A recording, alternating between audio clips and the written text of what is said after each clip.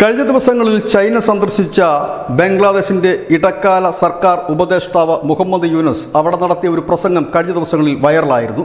അതിൽ പറയുന്നത് ഇന്ത്യയുടെ 7 സംസ്ഥാനങ്ങൾ, അതായത് വടക്ക് കിഴക്കൻ സംസ്ഥാനങ്ങൾ കര ചുറ്റപ്പെട്ട പ്രദേശമാണെന്നും അവർക്ക് കടലിലേക്ക് ഇറങ്ങാൻ കഴിയില്ല എന്നും ബംഗാൾ ഉൾക്കടലിന്റെ ഒരേ ഒരു സംരക്ഷകൻ ബംഗ്ലാദേശാണെന്ന് പറഞ്ഞുകൊണ്ട് ഇന്ത്യയുടെ ചിക്കൻ നെക്ക് ഉൾപ്പെടെയുള്ള വികസന പദ്ധതികളെ തടയിട്ടുകൊണ്ട് ഇന്ത്യക്ക് മേൽ സമ്മർദ്ദം ചെലുത്തുവാനും ചൈനയെ സഹർഷം സ്വാഗതം ചെയ്തുകൊണ്ടുമായിരുന്നു യൂനസിൻ്റെ പ്രസംഗം നടന്നത്.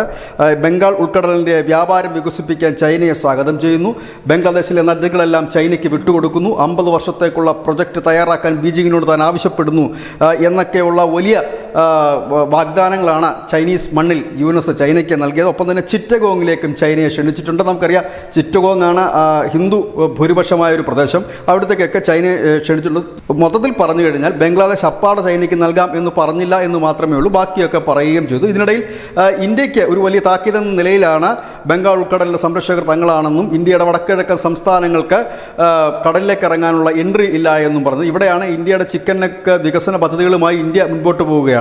ഈ ഒരു സാഹചര്യത്തിലാണ് ഇതിന് തൊട്ടു പിന്നാലെ വന്ന വാർത്ത ബംഗ്ലാദേശിനെ അല്ല, ചൈനയാണ് അക്ഷരാർത്ഥത്തിൽ ഞെട്ടിച്ചത്. ചൈന മ്യാൻമാറിലെ അപൂർവ ധാതു സമ്പത്ത് ഉള്ള ഖാച്ചിൻ പ്രദേശത്തിൻ്റെ നിയന്ത്രണം നേരത്തെ തന്നെ ഏറ്റെടുത്തിരുന്നു. അവിടെ വലിയ രീതിയിൽ ഖനനം നടത്തിയിരുന്നു. അവിടെ നിന്ന് ഈ അപൂർവ ധാതു സമ്പത്ത് ചൈനയിലേക്ക് കയറ്റി അയക്കുകയും ചെയ്തിരുന്നു. പക്ഷേ ഇപ്പോൾ അവിടെ വരുന്ന വാർത്ത, ഈ കാച്ചിൻ പ്രദേശം, ഈ കാച്ചിൻ മേഖല കാച്ചിൻ ഇൻഡിപെൻഡൻസ് ആർമി പിടിച്ചെടുത്തിരിക്കുന്നു. ചൈനയിലേക്കുള്ള എല്ലാ വ്യാപാര ബന്ധങ്ങളും നിർത്തിവെച്ചിരിക്കുന്നു എന്നുള്ള ഏറ്റവും പ്രധാനപ്പെട്ട വാർത്തയാണ് ചൈനയെ ഞെട്ടിച്ച് കളഞ്ഞിരിക്കുന്നത്. കാരണം ചൈന വലിയ മുതൽ മുടക്ക് നടത്തിയിരിക്കുന്ന ഒരു പ്രദേശമാണ്. ഈ പ്രദേശം പിടിച്ചെടുത്തതിലൂടെ അങ്ങോട്ടേക്കുള്ള വ്യാപാര ബന്ധങ്ങളും ഈ വിമതസേന നിർത്തിവെച്ചിരിക്കുന്നു.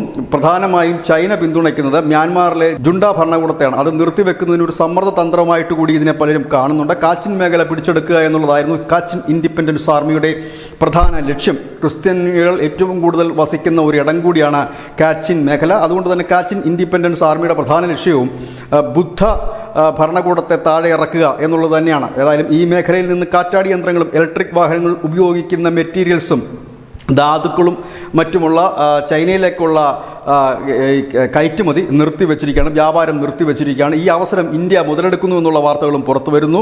ഇന്ത്യയുടെ ഖനന ശുദ്ധീകരണ കമ്പനികളിൽ നിന്നുള്ള ഉദ്യോഗസ്ഥർ ഇപ്പോൾ കാച്ചിൻ മേഖലയിൽ എത്തിയിട്ടുണ്ട്. ഇന്ത്യക്ക് വളരെ കാലമായി നോട്ടമുള്ള ഒരു ഇടം കൂടിയാണ് ഈ കാച്ചിൻ മേഖല. പ്രത്യേകിച്ച് ഈ ഇലക്ട്രിക്കൽ വാഹന വിപണിയൊക്കെ വലിയ രീതിയിൽ വളരുമ്പോൾ അതിനാവശ്യമുള്ള എർത്ത് ഓക്സൈഡുകളുടെ ഒരു വലിയ കലവറ തന്നെയാണ് ഈ കാച്ചിൻ മേഖല.